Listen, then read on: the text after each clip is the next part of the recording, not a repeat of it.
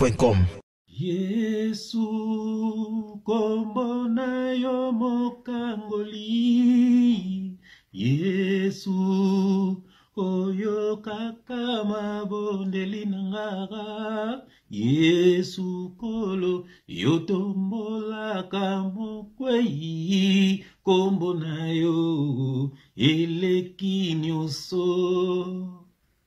Oh bien-aimé dans le Seigneur, c'est une grâce ya koyeba nzambe.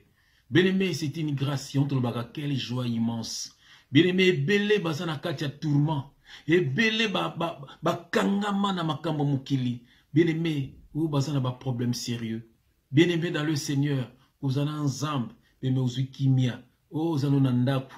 Oh okene ko lienga inga libanda. Okene ko sala ba accident zangatina. Okene zo ba maladie zangatina. Bien-aimé, na mbongo no moko, uzokende luka omi boma. Et masanga e belé ko bebiso santé, cigarette ko bebiso santé, o bien-aimé ko bima ko lala mingi te ko bebiso santé. Bien-aimé dans le Seigneur, toujours kimia, pongi obe pongi, kimia obe kimia, et ko belé ko bebiso santé, bien-aimé dans le Seigneur. Oh bien-aimé, Nzambe apambola yo, Nzambe sala yo grâce, bien-aimé, o lunga na makamba mokili yo. Mingi si balunga na mokili, mais bazunga kasima. Bien-aimé, kozonga simate, avancer na Christ, bien-aimé dans le Seigneur. Nzambe apambola yo, bien-aimé dans le Seigneur. Nzambe apambola sikeno suyo zali na kombo na Jésus Christ. Bien-aimé dans le Seigneur, papa tilingato solo la sur le médiateur. C'est qui le médiateur entre Dieu et les hommes?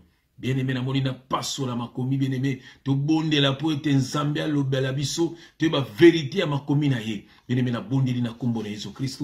Papa to pamboli kombo na yo, to sengyo merci. Merci pour un message qui toko bile, qui toka molimo ngole sabiso pour na mokwalelo li susu nzambe. Yango to mitiki nzambe lokola basani, tondi sabiso na liloba na nzambe, oh papa, liloba lelo sala biso bien. Liloba lelo papa koli savo kondi babana na yo nzambe. Papa to bengani nyoso ya monguna papa, ekende biskabi kauka na kombo na Jésus Christ. Que le Saint-Esprit parle pour l'édification de ton peuple. Au nom de Jésus-Christ, nous avons ainsi prié et nous disons Amen. Bien-aimés dans le Seigneur, qui est le médiateur entre Dieu et les hommes? Est-ce que c'est un humain comme toi et moi? Bien-aimés, tu es belé, ben ko bebi sa bon Nzambe. Tu es belé, ben comme ça intermédiaire entre yo na Nzambe. Bien-aimé, okoma ko banga bango, ko pesa mbongo na yo, ko pesa mutuka na yo, ko pesa nyonso ya vie na yo. Bien-aimé, est-ce que c'est dans la parole? Comment mutula mukiloko la yo, akoya ko détruire bon Nzambe na yo? Bien-aimé, comment mutuloko la yo, akoki ko longolo na présence Nzambe pour okoma na présence na ye? C'est que tam sozano ya Nzambe te bien-aimé le Seigneur. Ou c'est que peut-être il y a ignorance. Donc, ici, c'est la parole révélée. Nous ne prêchons pas les Écritures, mais nous prêchons ce qui est caché derrière les Écritures. Scandale pour les païens. Yango ba tombo kakasoki bazoyo kabiso. Na kombo na Jésus Christ. Bien aimé, tous la verset 9 liboso. Donc, na 1 Timothée chapitre 2, verset 5. Zouaka ba verset bien aimé. Partageaka na moi si na opena ba non ndako. Yo be maman partageaka na libota na opena ba ninga na yo. Pour être boza ni suba bébé spiritualité. Pour mutu moko ta comme médiateur entre yo na Nzambe. Oh bien-aimé.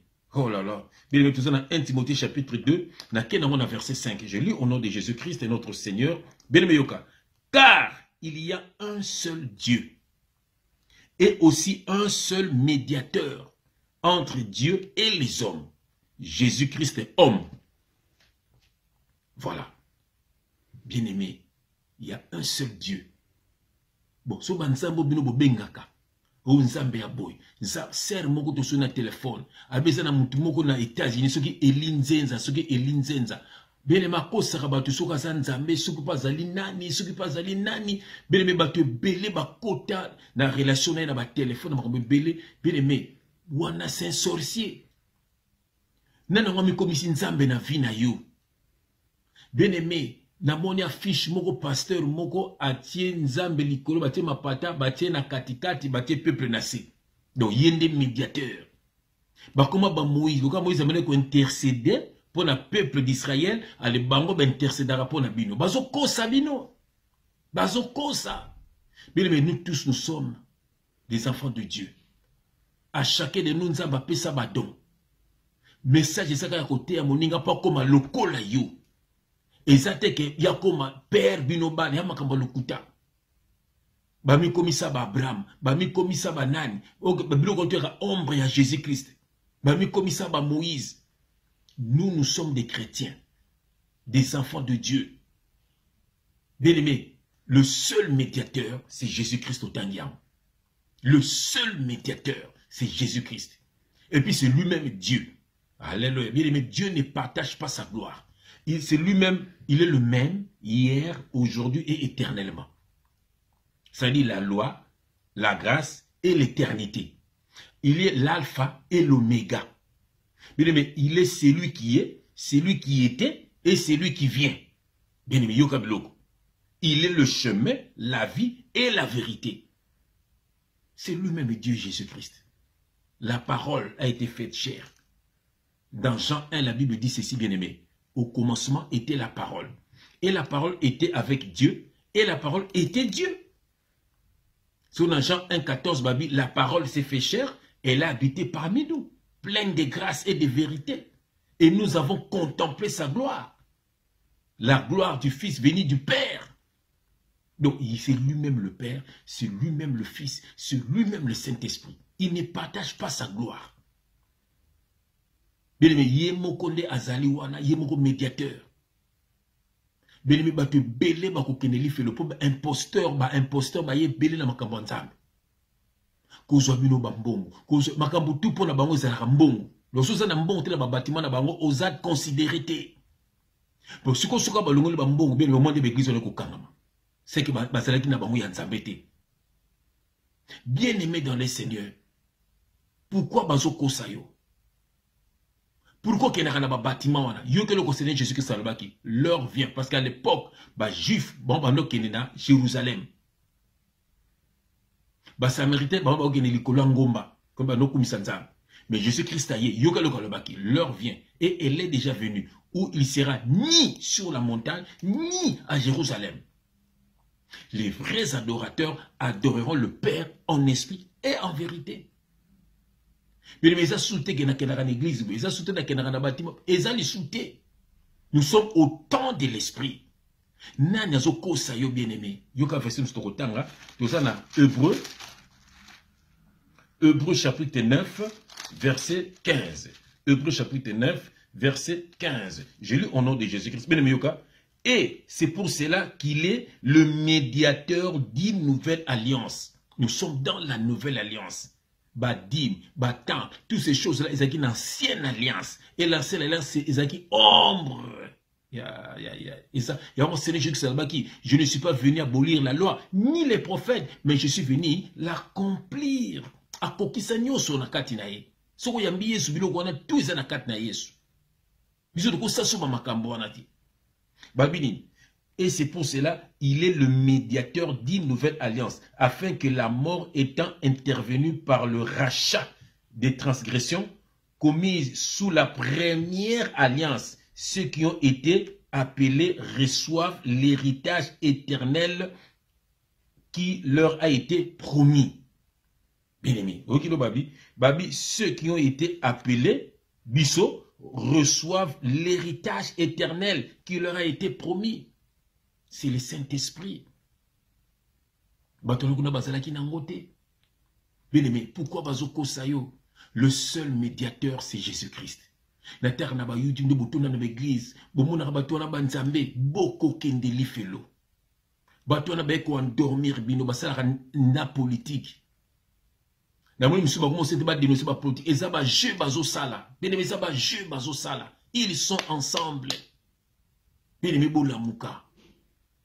Boye bakolanda Yesu bo sangisa Yesu na makambo mokili oti na nouvelle alliance Yesu ye moko na sala ka musala na ye atinda ka bato ya ye po batu balanda nde ye bolanda batu wana tineti ba biso bolanda ngate bokanga mananga te na nzambe te na za Yesu te. Abi vous êtes tous des frères, tous ça ba frères, tous ça ba ndeko. Prophète, pasteur, eza ba don. Tant nazo prophétiser naza prophète.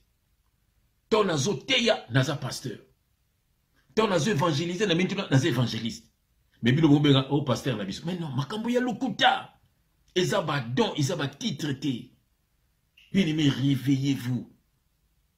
Bible dit que l'obéissance vaut mieux que les sacrifices. Et bien, vous avez un sacrifice, vous avez un gêne, vous avez un dîme, vous avez un belé, makambo ya lukuta. N'est-ce pas bino? Bino batumbi de vous avez un makambo là. Pourquoi vous les camindez les tekas? Parce que on a bilo quoi na te. Parce que makambo nzambe na mwa mokili eza ndenge moko te. Bien-aimé, boula muka. Yoke lo to tanga susawa. Yoka toke na 1 Corinthiens 7 23. 1 Corinthiens 1 Corinthiens chapitre 7, verset 23. 1 Corinthiens chapitre 7, verset 23. Mais yoka verset oh, je lis au nom de Jésus-Christ. Vous avez été rachetés à un grand prix. Bien-aimé, mon considère Koufa pour yoka m'a racheté. Yoka verset oh. 1 Corinthiens chapitre 7, verset 23. Vous avez été rachetés à un grand prix. Ne devenez pas esclaves des hommes. Vous avez été rachetés à un grand prix. Ne devenez pas esclaves des hommes. Bien évidemment, vous avez esclaves. Boutela na ba YouTube. Boutela surtout na kisasa na biso ya mawa. Boutela ba mama na biso kuna ndenge ba banga ka batuana. Oh bien aimé. Boutata ivoire moko beso ki mbakoso, soki bakoso, soki makoso. Boutala donc boutela ndenge ka mutuana, ndenge boutala ndenge batu ba banga ka ye. Na mona video beti mama moko mbata. Oh, bien-aimé. Na monté na image mo ya sang mo ka beti mo azo baptisé mo na beti mo na. Ba parler ko ba siliki. Bien-aimé. Bien-aimé, pourquoi ba za ko kosa bino? Tanga mande na Yesu, loko za na relation personnelle na Yesu. Bondela ka va olala. Bondela ka soki olamuki. Bondela va olia. Oza ko remercier na ozo sala pona yo. Bien-aimé ko mona bando soana yo. Bando sentir que nzamba sana yo. Bien obando mona ke nzamba sana yo. Obando mona yo moko bikamo na bo moina yo. Mona na beli po sembele la biki. Obute pe na mutu teye. Nzamba ko mutambola na yo. Et loko yebise ki biso to sala yangwana bito te ya batu bakoma ndenge moko na biso. Biso to koma na unité ya foi. Pourquoi bazoko sa yo bien-aimé? Le seul médiateur, c'est Jésus-Christ. Nous sommes au temps de l'esprit. Nous sommes dans la nouvelle alliance, bien-aimés. N'attends tous ali oyo. Biso tozaka ba simple porte-parole ya Jésus-Christ. Mutu mon côté à leur place, il y a Jésus-Christ na vie na yo. Bien-aimé, le seul médiateur. Dieu ne partage pas sa gloire. C'est lui-même Dieu. C'est lui-même le Fils. C'est lui-même le Saint-Esprit. Yangalbi, il est le même. Hier, aujourd'hui et éternellement. C'est lui-même. Il est l'alpha et l'oméga, le commencement et la fin. C'est lui-même. C'est lui-même, bien-aimé, le Seigneur. Il est celui qui était, celui qui est et celui qui viendra. Yemoko, donc la loi, la grâce n'a l'éternité. Yemoko kaka. Bien-aimé, kangamande na Jésus Christ. Bien-aimé, ce qui m'apporte à venir à kangama, mutoko fungolonga za Jésus Christ. Tika kolanda batu sambelelanga, sambelelanga. Non, non, non. Bien ça de prier les uns pour les autres. Mais banganga ba koti mingi na makambo ngo. Tango zo imposer maboko, zo tionini na bo moina yo, bien-aimé. Bien-aimé, pourquoi vous avez esclave? Pourquoi il faut avoir esclave ya mutu lokola ye? Bien-aimé, tous en poto, uzumona mundele kenise ba makamba bongo monu comme tali boma. Makamba nza meza makamba mususu, za spiritualité, za spirituel. Comment mutu mungu fa dirija kanda kuna yo, bolek ni kuna yo, ya comment moi si mutu ve maba benga kia ko joko spongola sulanda kuna nga, ser mo ko bisenga na kisasa bando ya nanda ko passer ba sukula bilamba pasteur, bilamba mosa pasteur na bilamba bana pasteur. Bien-aimé. Pourquoi bazoni okola bino bino mwana ya mokonzi bazoni okola ina mutu mokili? Au moment verset total na 1 Corinthiens 7 23. Vous avez été rachetés à un grand prix. Ne devenez pas esclaves des hommes. Pourquoi tu es esclave des hommes? Et puis, on a pas qu'on a misé, qu'on a tellement ba misé, ba nyoko la rabino. Botela ba maman mi bimba na kisa, qu'on a ba papa ba comment ba porter parole. Même na poto awa. Au moins, on a pas na poto ba fanatique ba musicien. Donc, sommes. Oh, bien-aimé dans le Seigneur.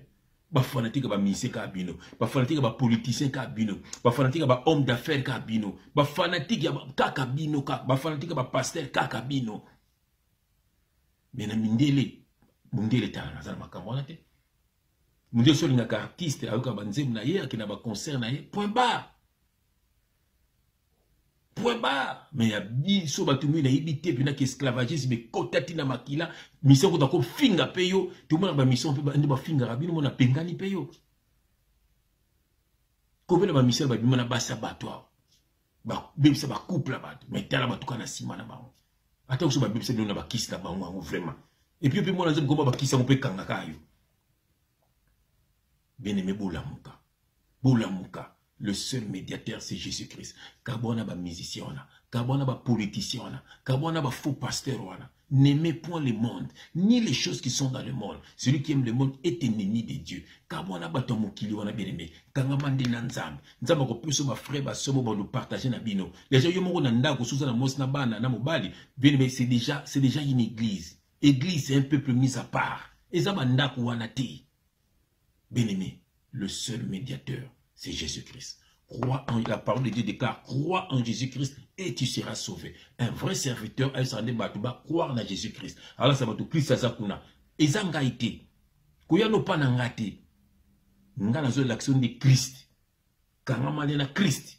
Okomona vie na ndenge ko ngenga mwinda, eko pela mwinda. Omona banguna na ba oza ba marche pied na yo. Bien aimé Nzambe ya pambola yo, Nzambe ya visiter yo, onga na zangsi koloba, boli musante lobela yo bien aimé. Le seul médiateur, c'est Jésus-Christ. Yebe comme toya ko zoyo. Mutu musuti.